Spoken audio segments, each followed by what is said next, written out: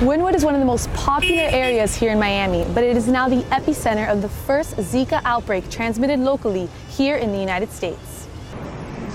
There are now at least 15 confirmed cases of the Zika virus transmitted locally by mosquitoes in South Florida. And now residents and pregnant women are being urged to stay away from the affected area. This is the first time that the Centers for Disease Control and Prevention has warned people not to travel to an American neighborhood for fear of catching an infectious disease. The Zika virus is a virus that's transmitted by mosquitoes, by a certain type of mosquito that's been commonly found in South Central America and parts of the Caribbean over the last several months to a year.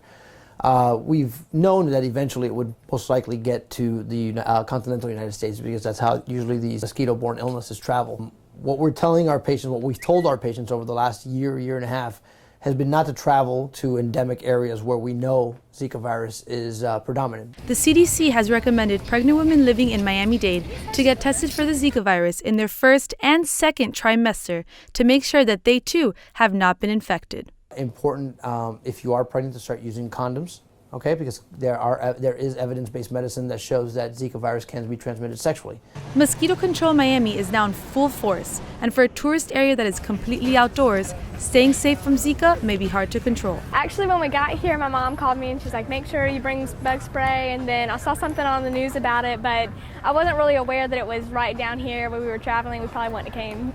As politicians struggle to shake loose more federal funding to combat Zika, Miami police worked on the ground in Wynwood to help fight the virus. Well, the Miami Police Department is out here today to pass out informational on Zika and make sure we give the proper information on prevention.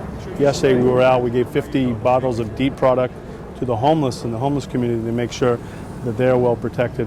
The good news is that these specific mosquitoes that carry the Zika virus can only travel up to about 500 feet in their lifetime, making it very difficult for them to make it out of the affected area. The health department has continued taking precaution in this area as well as other areas in South Florida by doing aerial sprays daily and keeping their citizens informed about the Zika virus. I'm Rebecca Fernandez, reporting from Wynwood.